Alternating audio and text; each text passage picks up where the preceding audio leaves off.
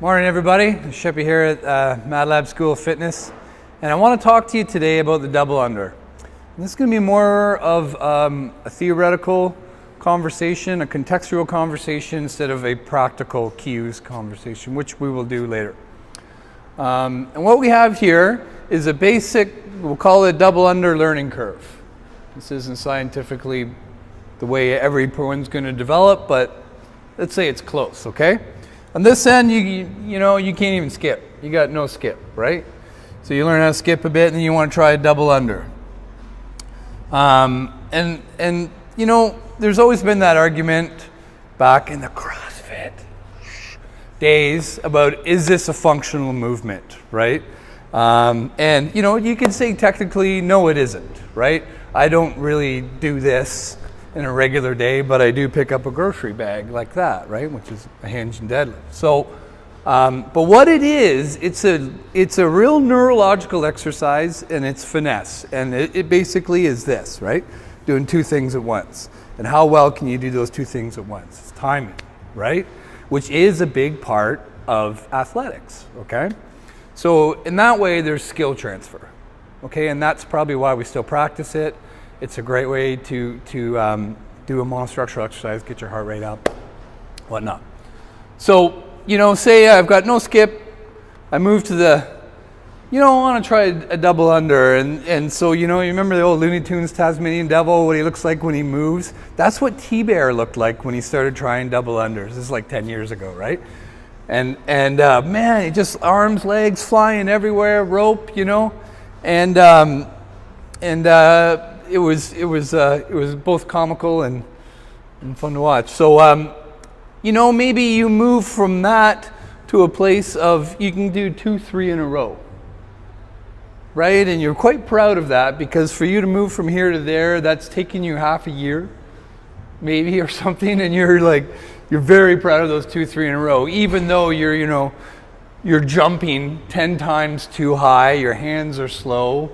And then you're just going to evolve into maybe a pike, and just back up for a second.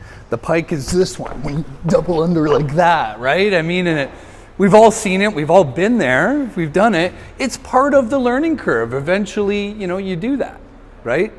And then, in that spot where you can do 20 in a row like that, hey, man, I've worked so hard to get to this place.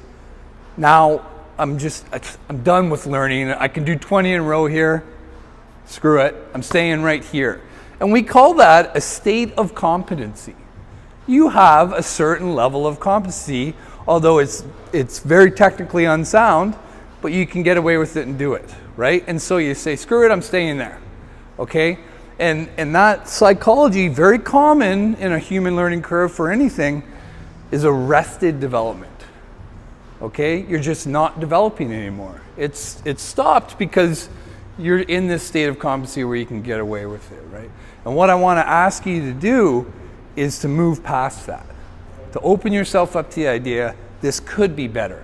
Yes, I bent over backwards to be able to get this past the Tasmanian Devil level, but there's 40 smooth ones in a row available to you there.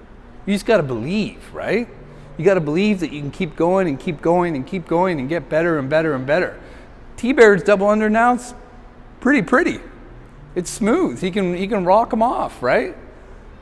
But he had to work really hard to get there and be patient with himself.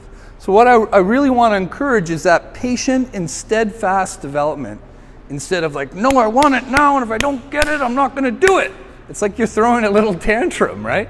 There's people that have been here 5+ years, and they still jump their clean from their knee, and the bar goes way out and up here, and I sit there and I look like, how do you still do a clean like that? And they're like, well, I can get away with it. But there will always be a limit on what they can do with that technique.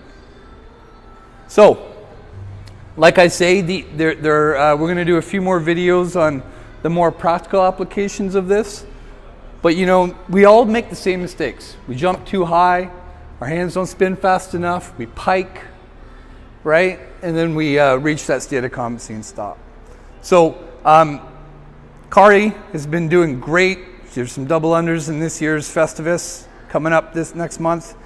and she is super dedicated to getting better. It's great cues. You just have to get in there and do the drills, and she's looking great on her double unders now, and she's committed to moving further along here. Anyone can do it. Talk to your coach. I spent half a PT on it with her, right? And then giving her drills and exercises to do. It's all there for you.